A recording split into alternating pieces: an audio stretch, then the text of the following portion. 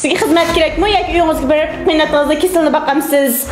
7-qism. Qaynotasi uchun xizmatdan voz kechish. Kechiring efendim. Bu qatam rastlanma xatolik bizni o'tibdi. Xizmatchimiz siz degan uyingizga vaqtida ko'rsatilmabdi. Anlasam boshqalarni uchirish uy sotib olibsiz. Sizmi uyimlik savdogari? Bu qatam rastlanma to'g'ri tushuning. Oraliqimizga hamkorlik bunday qilib uzilmasin. Ma'qulmi efendim? Vay?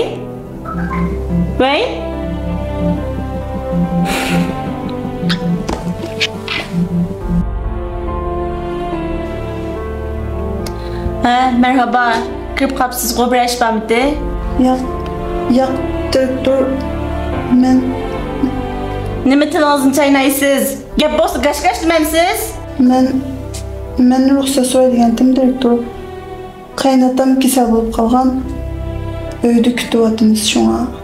Nimandaq tugamaydigan ruxsatku? Tag'i 2 kun oldin ruxsat olgan emasmidingiz? Siz bu shirkatning muhim odami. Sizning sababingizdan bu qatam iqtisodda bir monch ziyon kelib chiqdi. Sizga xizmat kerakmi yoki uyingizga borib qiynoqingizda kesilni boqamsiz? Agar sizga xizmat lozim bo'lmasa, borib qiynoqingizda kesilni boqing. Adaş bir yerga qarab turib ketibsan-ku. Birab bino setib olay deganmi? Bino setib olg'dak nadiki ko'p pul ekan-ku. Shu bir yosh uy setib olay degan. Unda bo'lsa, Qarqash noyilik birinchi boshlang'ich maktabining yon tarafiga joylashgan buloq uymilikchilik o'rniga bormamsa, yangi uy demsa, ikkinchi qo'l uy demsa, cho'ng uy demsa, kichik uy demsa, har qanday uylarning hammasi shu yerda bor. Men bu uyni shu yerdan setib olgan. Buloq uymilikchiligi bahasi muvofiq yaxshi uylarni sana tavsiya qildim. Unda bo'lsa telefon nomerini deb bergin-a. 181 97 74 94 20 degan nomer bilan aloqalashsang bo'ldi. Bo'ldi, ishxonadan chiqib ketsangiz bo'ldi.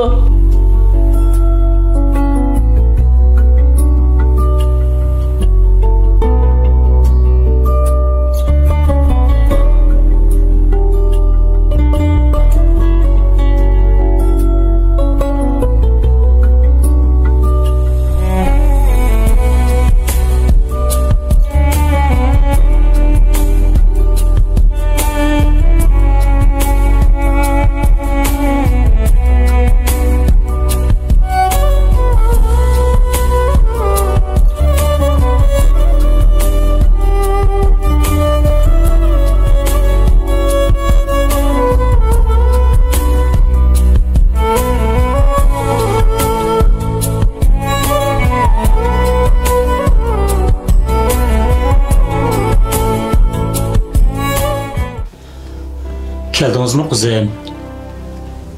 Chiroying so'lg'in ko'rinadi-ku. Bir ish bo'lmaganda? Yo'q, dada. Shu kechadan tushim buzilib qolib, yaxshi uxlayolmadim. Shuning ta'sirinimikin? Birdan putlarni tutib qo'yay, dada. Putlarim o'yishib qolgandi. Rahmat qizim. Sizni bakmi jabog'i sep qo'ydim.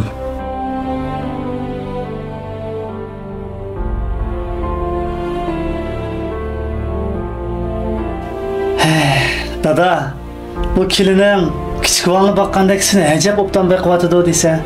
Bu kelin qizimni bak jabog'i silib qo'ydim. Qo'lingizga dard bermasin qizim.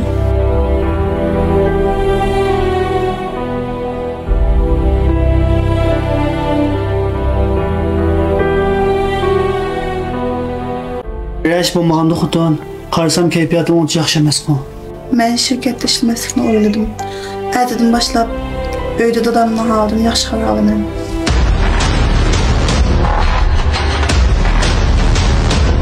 Hey.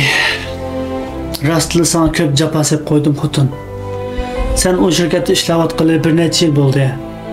Endi dadamni deb xizmatdan voz kechmoqchi bo'lyapsan.